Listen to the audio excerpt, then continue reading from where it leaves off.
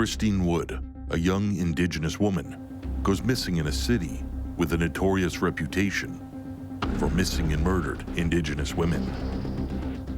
We've always got to push and push and push. We've got to find this girl. It's a parent's worst nightmare. Without a lead, a suspect, or an arrest, the trail can go cold fast. It's months before detectives get their first clue in the case, one that involves a social media account. As investigators piece the clues together, their search goes in many directions and places, both physical and virtual, as they try to unravel the mystery of what happened to Christine Wood. The unsolved ones, we have to stand up and approach these cases in a way outside the box. Let the world know, for those out there that did commit a murder, there are people that are coming after you. There's just a lot of good people trying to do the right thing. Because it's something that you have to be passionate about. Solve this, bring some peace to the family at least. I was just doing my job.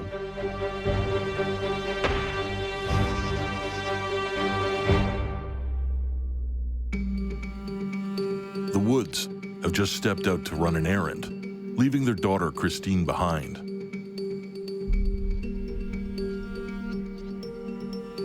When they return and find their hotel room empty, they aren't concerned. They recall her saying she is going to meet up with some friends, and they expect they'll see her later. The next morning when they wake, Christine isn't there. On August 21st, 2 days since the last time they saw their daughter, they call the police and report her missing. Well, this is a nightmare for any parent. It's especially frightening given the statistics for murdered and missing Indigenous women. And Winnipeg has a notorious reputation, which makes her disappearance even more of a cause for concern. Christine Wood and her family are visiting the city of Winnipeg, Canada, from Oxford House, a First Nations Cree community in northern Manitoba. Oxford House is an incredibly remote First Nations community, 600 miles north of Winnipeg, and is only accessible by plane. Christine is 21 years old, and like most people her age, she spends a lot of time online, using social media.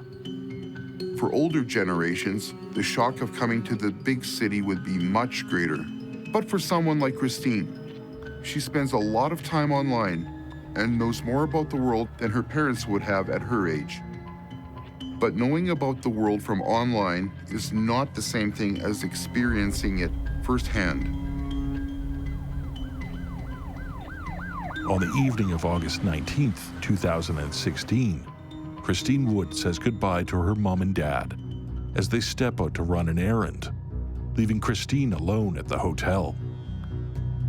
But shortly after their departure, Christine leaves and isn't heard from again. A report from Statistics Canada shows that between the years 1997 and 2000, the national rate of homicide for Indigenous versus non-Indigenous women was almost 7 times higher. Another report from 2014 estimates between the years of 1982 and 2012, there were approximately 1,200 murdered and missing Indigenous women and girls. The issue of violence against Indigenous women in Canada is endemic of a bigger problem that reflects on the ongoing colonialism in this country. In 2014, Tina Fontaine, a 15-year-old Indigenous girl, is found in Winnipeg's Red River. Her body is wrapped in plastic and discarded near the notorious Alexander Docks. Her murder remains unsolved. Her death is tragic, but it did spark a conversation that was long overdue. Following the death of Tina Fontaine, a January 2015 issue of a Canadian national magazine called out Winnipeg as the most racist city in Canada for the daily injustices and indignities suffered by the Indigenous peoples. On August 3rd, 2016, a mere 2 weeks before Christine Wood goes missing, the federal government of Canada finally launches an inquiry into missing and murdered Indigenous women and girls. It was an initiative by the Canadian government to impact that disproportionate level of violence that was being experienced by Indigenous women and girls and Two-Spirited people. The inquiry is much needed for a country that is looking towards reconciliation and to deal with its history of colonization. You know, the inquiry is really important, but you think about what was happening in 2016, and really it was of little assistance to Christine's parents, who were searching frantically for their daughter and hoping, I can just imagine how worried they were that she was going to become one of those statistics. It would be heartbreaking. I'm sure that the detectives from the Missing Persons Unit who were working on this case were doing everything they could to solve it. And the timing of the inquiry just added to the pressure for them to find Christine, hopefully alive. As detectives begin their search for Christine, a key component of their investigation is her online presence. In looking at Christine's online footprint, it's clear that she's very active on social media. But as of August 19, the day she goes missing, there isn't a single post from her. Detectives need to explore the possibility that Christine has left and doesn't want to be found. But there's no activity from her bank account and no witnesses who have seen someone matching her description. The lack of her online activity is cause for alarm. It would be quite easy to let it lie and say, well, she just doesn't want to be found. But there's no evidence of that. That's not like this girl. She's a young girl. She's been on social media lots. She's been on Facebook quite a lot and communicating with different people, different things, commenting on whatever it is. And now there's dead silence. As time passes, the likelihood of finding Christine alive diminishes. Detectives in the Missing Persons Unit fear the worst, though they continue to work the case. The police track down Christine's friends and acquaintances. Detectives learned that Christine didn't have a data plan on her phone, so she didn't communicate through texts. Instead, when she could connect to Wi-Fi, she used Facebook to send messages. According to her friends, this was her primary means of communication. Detectives don't have any kind of picture of the hours leading up to Christine's disappearance. The last time she's seen is by her parents before they leave the hotel. Following that is a huge gap. But in this day and age, everyone with a cell phone and online presence leaves behind digital fingerprints. They can help paint a picture of where someone was and who they were last with. If Christine was as active online as her friends say, then the best hope the detectives have of painting a picture of her last day is online. But acquiring records and creating someone's digital fingerprint is easier said than done. At this time, Facebook doesn't have any Canadian offices, so the only way to acquire these records is to contact U.S. law enforcement. Eventually, the Missing Persons Unit is able to get a record of Christine's social media use, but it's a lot of data to comb through. Necessary work if they hope to understand her final days before her disappearance. A key piece of information that comes from accessing Christine's social media accounts allows detectives to see the last Wi-Fi network she used to log on to Facebook. And that network leads them to an address in Winnipeg's North End. Missing Persons find out that the last time she used her social media was August 20th at Burroughs. And it was used on a HTC phone, not her own phone. It was used on a HTC device. This is something that becomes very relevant as the investigation goes on. Detectives are hopeful that whoever lives at this address has some information that will help them locate Christine.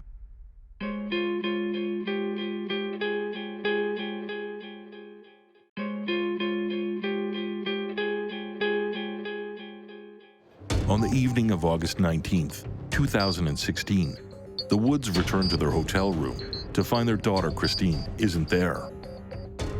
After 2 days without word from her, they contact the Missing Persons Unit at the Winnipeg Police. The search for Christine is extensive, but no one has seen or heard from her, and she hasn't used social media since her disappearance. 4 months go by, but detectives are hopeful they've found a lead when they obtain access to her social media accounts and discover she connected to Wi-Fi at a Winnipeg address on the night of her disappearance. Investigators get their first break in the case when they discover that the last time Christine used her Facebook account, she connected to the Wi-Fi network at a North End address using a phone that isn't hers. They interviewed the resident at Burroughs. His name is Brett Overby. Brett Overby has no history with the police.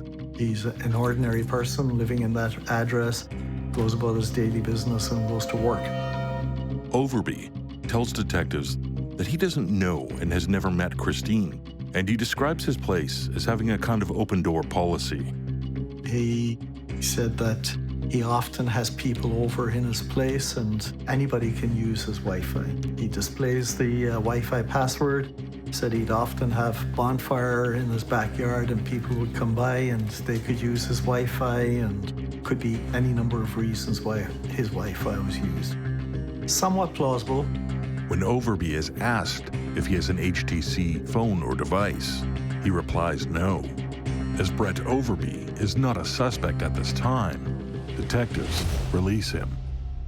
There's still another lead they need to explore. As detectives continue their digital deep dive, they find the only phone connected to the Wi-Fi the night Christine goes missing is the HTC device she used to log on to Facebook. The theory that Christine was one of many to log on to the network that night, either at a house party or a bonfire, isn't tracking. Detectives interview Brett Overby's ex-girlfriend.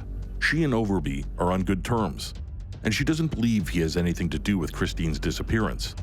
But she does let one major detail slip. She also said that she did know that he did at one time have a HTC phone. That's a big red flag. Brett Overby's lied to us. We do know that she used a HTC phone, and he's denied ever having a HTC phone. Christine Wood has been missing for months, and the Missing Persons Unit finally has some evidence that there may be foul play. It's time for them to escalate the investigation. It's taken months to get to this. March 2017 is when Missing Persons actually consulted us, and we decide that, me as the homicide supervisor decide that it's time to get him more involved in this case, and let's look at it now as a homicide, and we've got somebody here who's lying to us. We decide that he is definitely now more than a witness.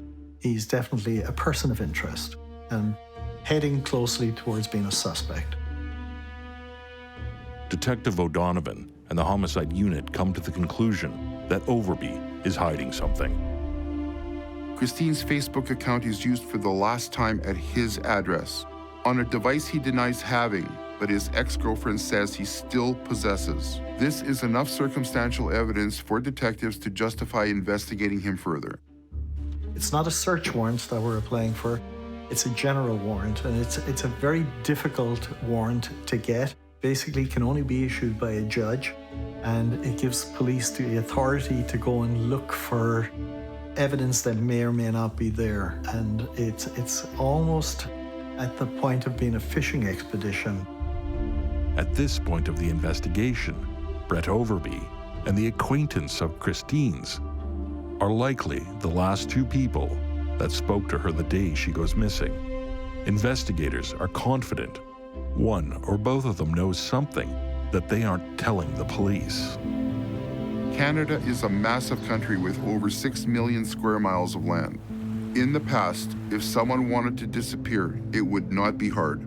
But in this digital age, to leave behind zero trace is extremely difficult. According to the RCMP's National Center for Missing Persons and Unidentified Remains, even though about 85% of cases are resolved within the first week, there are still approximately 500 cases left unresolved each year in Canada.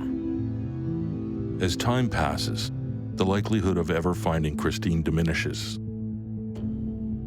Detectives are racing the clock before her trail runs cold. Late in March, Detective O'Donovan gets the green light to go ahead. His warrant is granted by a judge on March 22nd, roughly 7 months after Christine's disappearance. We coordinate a search of that residence. We have enough to arrest Brett Overby at that point, but we certainly don't have anywhere near enough to charge him. But we can arrest him because he is a suspect. I organize for the forensic unit to be ready to go into his house to do an absolute complete search of his house. By complete search, I mean we're going to search it from top to bottom. We're not just going to look for fingerprints, we're going to examine everything. We're going to look for blood stain, we're going to look for blood spatter, we're going to look for any technological evidence that may be there in his computers. We're actually going to do a complete, total search. If we have to, we're going to look behind drywall, we're going to look in the floor, we're going to look wherever we have to look. Detective O'Donovan and the homicide unit are now deeply involved, which means the hopes of finding Christine alive have greatly diminished. What will they find when they enter the home in the west end of Winnipeg? On March 22nd, 2017, 2 days after the warrant is issued, Detective O'Donovan and his team are in position. We decide that we're going to do this first thing in the morning at 6 a.m. We set up at Burroughs. At 7:27, Brett Overby leaves the house to go to work, and he's arrested outside his house.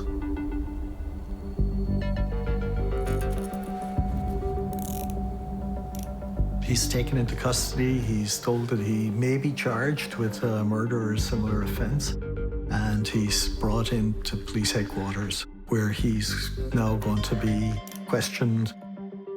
With Overby in custody, the forensics team enters the residence to begin their thorough search for any signs that a crime was committed here. Detective O'Donovan conducts his interview with Overby. Everything must be by the book, as Overby is a suspect in a potential murder case. We can't bring him in and pretend that, oh no, he's not a suspect. We have to give him his rights. We have to tell him what his rights are. We have to tell him what his jeopardy is. Brent Overby once again denies knowing or having anything to do with Christine Wood's disappearance. Detective O'Donovan then brings up the HTC phone that Christine used to log on to Facebook. Using Overby's Wi-Fi, he gives him the opportunity to retract his former statement and explain why he lied. So it's as much in his best interest if he's got something to explain to us and say, no, I lied about the phone because of this or for whatever reason. And it makes him, okay, well, maybe he didn't. He's got nothing to do with this. But Overby insists that he doesn't have an HTC phone. Either he's lying or his ex-girlfriend is. Detectives will need to keep digging if they hope to learn the truth.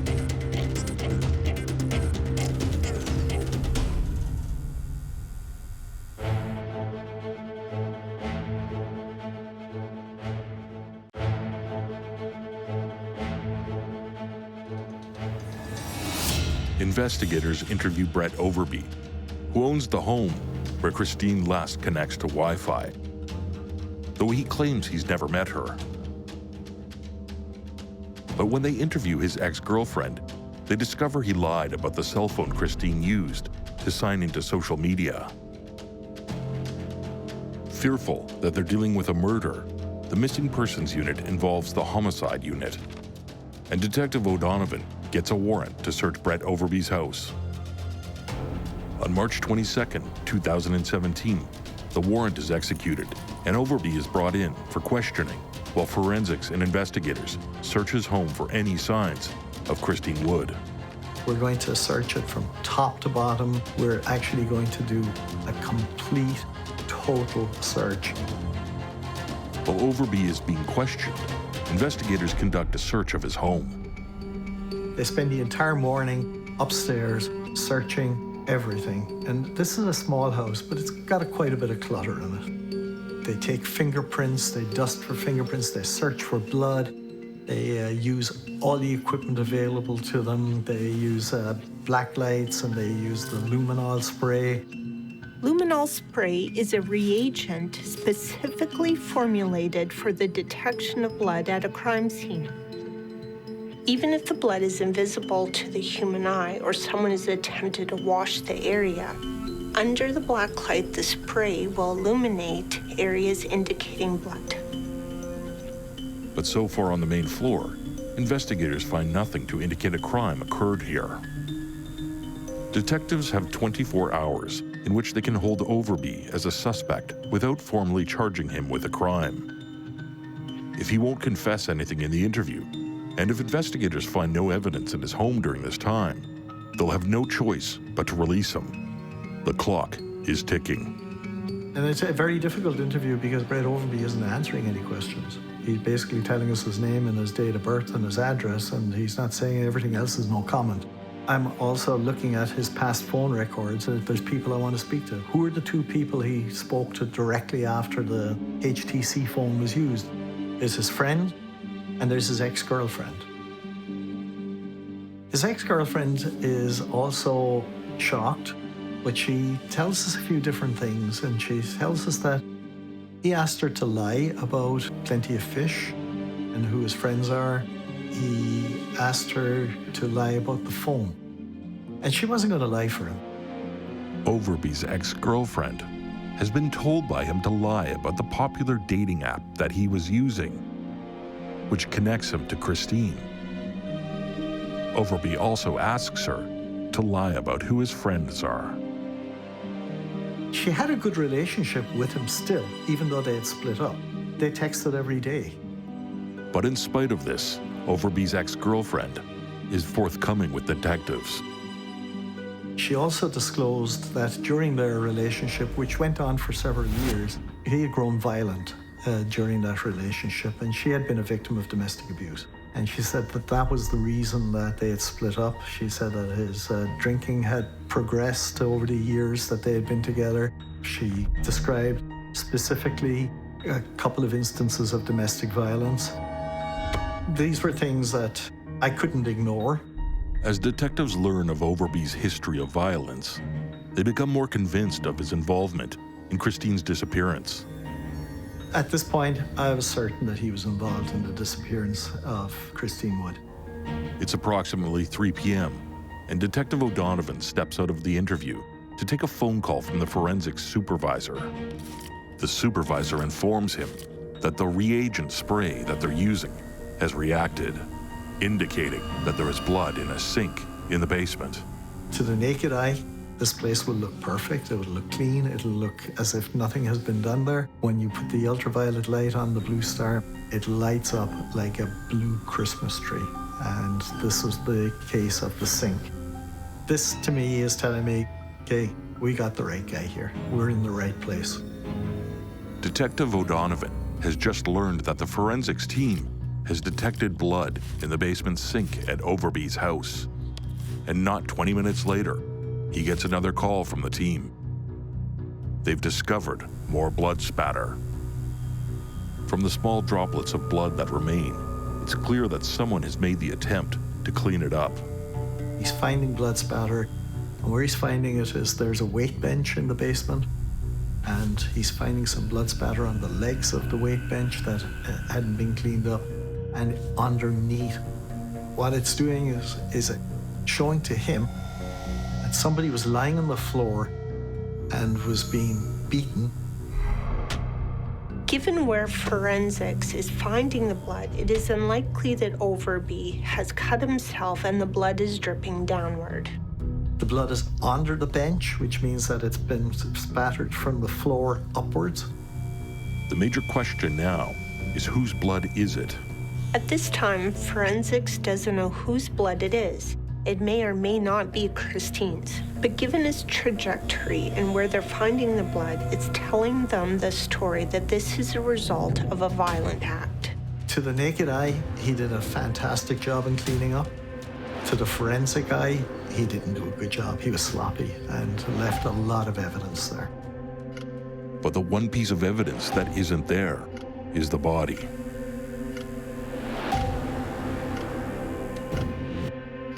The circumstantial evidence against Brett Overby is piling up. He lied about the cell phone. He has a history of violence against women. And now there's been blood discovered in his basement. But even when confronted with all of this, he refuses to cooperate. Without hard evidence, investigators can't hold their suspect for more than 24 hours. There's little chance of getting a confession from the silent Overby. And while the blood found in the basement can be tested, it could take weeks or even months before the results come back. The investigation's best hope is to find some evidence that Christine was in the home.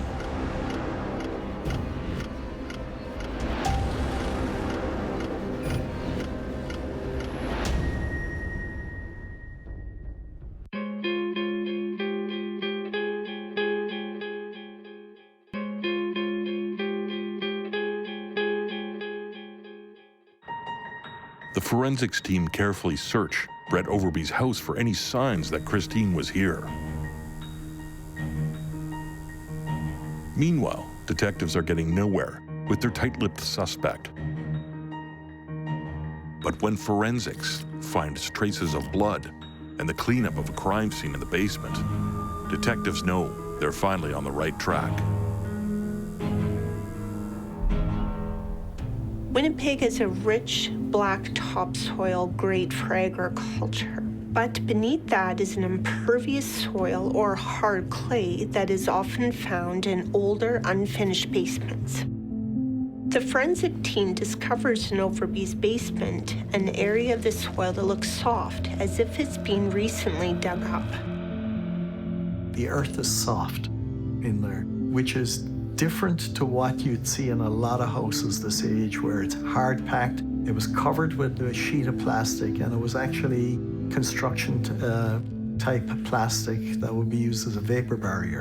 And there was very little dust on top of this plastic. And there was a bunch of household components, like small appliances, stacked on top of this plastic, and none of them had dust on them. And the forensic unit thought that this was odd. I thought this was odd.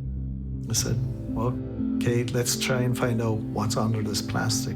So they meticulously moved all the components that were on top, cut back the plastic and took it away. I arranged for a cadaver dog to come and to assist in the search of the basement. Investigators suspect that the earth may be tampered with because a body might be buried there. But the cadaver dog won't be able to assist until the following day. In the meantime, they'll either have to charge Overby with a crime or be forced to let him go. It was a judgment call and a decision that I made that I need to get this guy off the street. I don't know if this girl is around. I don't know if he's going to interfere with witnesses that we don't know about yet. I don't know what he's going to do or what he's capable of. So the safest place for him right now is locked up. O'Donovan makes the call to use the testimony of Overby's ex-girlfriend against him. Once we found out about the domestic violence, I authorized my investigators who were interviewing him to charge him and arrest him and charge him with the domestic violence incident. Overby is taken to a pre-trial detention center to be held. The next day, the cadaver dog is brought in to search the house. Cadaver dog didn't find anything in the basement. There was no reaction whatsoever. I'm still not satisfied, and we arranged for ground-penetrating radar to come.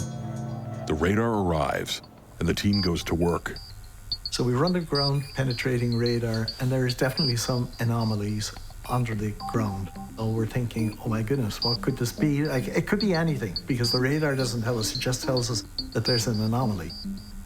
We've got nothing left to do except dig. These guys never questioned it. Like, they said, okay, well, there's only one where we're going to find out what the anomaly is, and that is to dig it. And we'll have to dig it out. And they just picked up these short little shovels, and they're on their hands and knees digging through this clay. Winnipeg clay is hard. Like, it can be like concrete. And you can't swing a shovel, you can't swing a pickaxe. You literally have to pick away at it, like, inch by inch. And they're doing this because there's a victim. We need to find this victim. Investigators dig down 4 feet into the earth and come up empty-handed. There is no body. There isn't a body in the basement, but there are signs that lead detectives to believe that a crime was committed there. The samples of blood collected will tell the full story. We've got the presence of human blood in the basement. We've got a massive sign of a cleanup in the basement. Is this Christine Wood's blood? We don't know that for certain because her DNA is not on file. Christine is just an ordinary girl. There's no reason for us to have her DNA. I assigned the missing persons unit to get hold of her family and to get her parents' DNA. We'll do a familial match. To request DNA from Christine's parents is a harrowing thing. This is upsetting. You know, I mean, now they know that we know something. We can't really tell them what we're doing because we don't do that. We don't share too much early on in the investigation. Even though we're months into it, it's still early in the homicide investigation. All these months, they've held on to the hope that their daughter may be alive. But the Woods know what this means. In spite of their fears that the worst thing imaginable may have happened, the Woods want to know the truth about their daughter.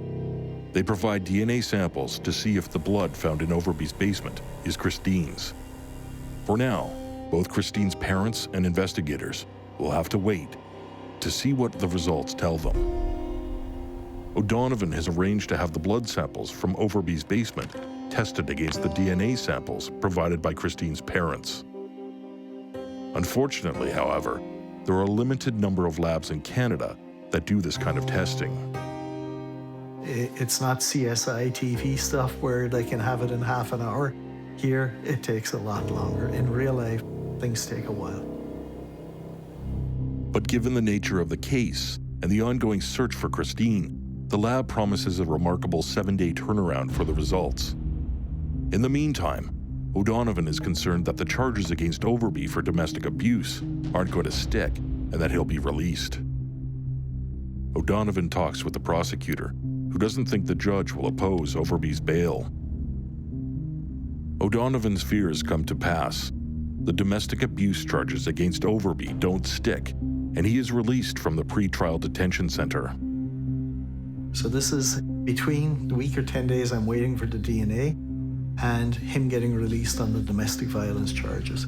So I authorize surveillance on him 24/7. And that's a huge undertaking. It means that we have to have undercover people follow him around, follow his every move for 7 days a week, 24 hours a day, and see where he goes. I'm hoping that he's going to panic and go back and check on the body. Undercover detectives keep a 24-hour-a-day watch on Overby. After a couple of days of surveying him, they follow him by car as he leaves his house. This is odd. It's a dead-end street. He drives in and he parks at this pond, and he's parked there for 20 minutes, and the surveillance unit are watching him, and it's just strange. What is he doing there? And of course, I'm thinking, why is he here? What's he looking at? This pond is still frozen, like it's still early April. We keep looking at it, keep thinking that maybe she is, maybe she is. He goes to that pond twice, 2 nights, not 2 nights in a row, but 2 nights within a few days of each other. And I'm thinking, oh my God, is Christine in the pond?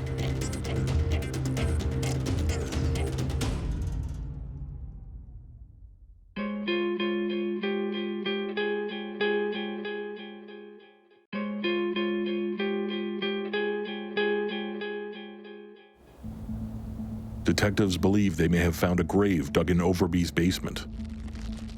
They try many things, but the results are inconclusive. The only option left is to manually dig up the basement. When the search yields no results, detectives rely on blood samples taken from the scene. But they must keep round-the-clock surveillance on their prime suspect while they await the DNA results. John O'Donovan of the Winnipeg Police wants to search the frozen pond for Christine's body. I consulted my dive team and the underwater recovery team in the Winnipeg Police Service, and they said they can't get into the water right now. It's frozen, and they got to wait until the end of April before the earliest that they could get into it. In the meantime, the DNA results come back. The results show that it was a match. The blood found in Overby's basement belongs to Christine Wood. Once we get confirmation that Christine's blood is in the basement, the Crown Attorney authorizes a charge of second-degree murder for Brett Overby. This is good. This is positive. Overby is arrested on April 7th, 2017. The Crown Attorney is confident that he's got a good case with the evidence that we've given him, and he authorizes the charge, and we bring him in. But O'Donovan is worried, without a body or Overby's cooperation, the investigation is going to have to rely heavily on the physical evidence found in the home. Brett Overby says nothing. He will not make a comment. He will not engage the investigators in conversation. He just keeps saying, no comment, no comment. During the search of Overby's home, we find some blood stains under the stairs, which appear to be blood drops. We find a massive sign of blood and a cleanup at the end of the stairs. The stairs in our house are sheer. They're almost like a cliff face. It looked like Christine was thrown down these stairs, and something happened at the end of the stairs, and then she was dragged to the middle of that basement where something else happened and she was attacked again. We now have some blood spatter on the weight bench, we have blood spatter on the stairs, and we have the massive signs of cleanup. We have a good case, but we don't have a body. By mid-April, the dive team is able to get into the 10-foot deep retention pond. They find nothing. They then perform an expensive sonar search from a boat. They're unable to find anything, but they do detect some anomalies.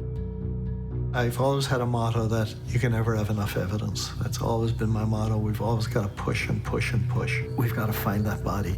We've got to find this girl. So we drain the lake, and we find an old car in there that's been there for 15 or 18 years or something. That was pretty much all that we found in there.